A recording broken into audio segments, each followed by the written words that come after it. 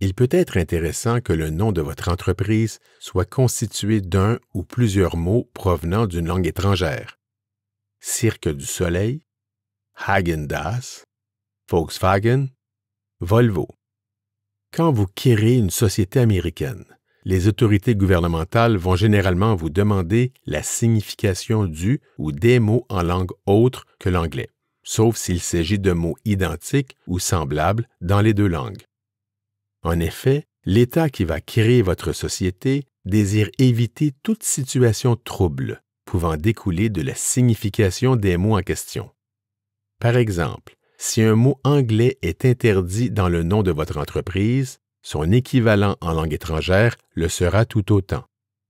De plus, si vous faites une erreur dans le nom écrit en langue étrangère, ne comptez pas sur les autorités gouvernementales pour corriger votre erreur.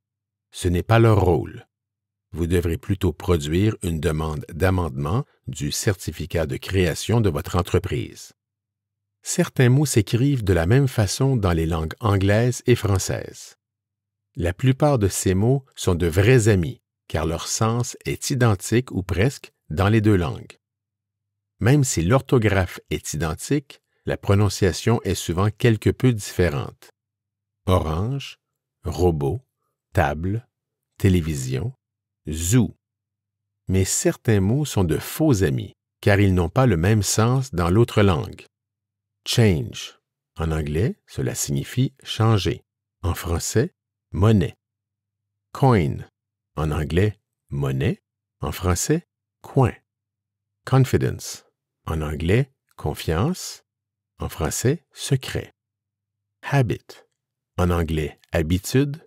En français, vêtement. Queue.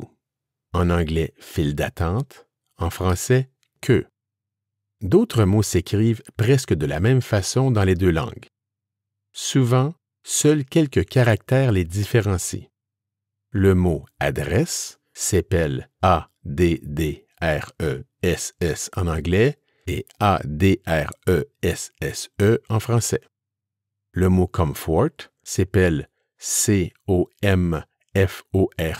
en anglais et C-O-N-F-O-R-T en français. Parfois, certains mots s'écrivent presque de la même façon dans une même langue, mais dans deux pays différents.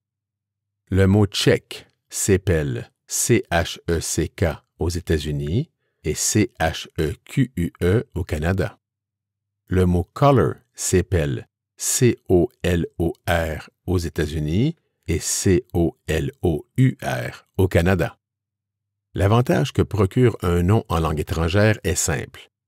La vue et la sonorité d'un tel nom vont généralement attirer l'attention. Cirque du Soleil, Hyundai. Toutefois, l'inconvénient majeur d'un nom d'entreprise en langue étrangère se situe au niveau de sa signification. Un tel nom peut avoir une signification négative ou péjorative dans certaines langues. Par exemple, le nom de certains produits vendus par IKEA dans le passé avait une connotation sexuelle en langue taï. Pour sa part, lorsque le constructeur Chevrolet a lancé la voiture Chevy Nova, il ignorait sans doute que Nova signifie « ça ne va pas » en espagnol. Enfin, le constructeur Mitsubishi a dû renommer son véhicule Pajero dans les pays de langue espagnole, car pour eux, ce mot signifie « qui se masturbe fréquemment ».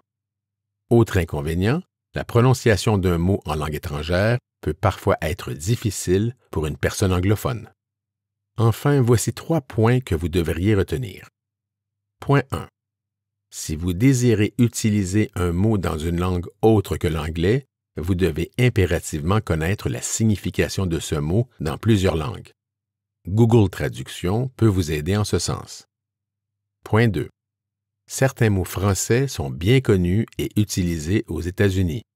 Boutique, chauffeur, croissant, entrepreneur, fiancé, souvenir. Point 3.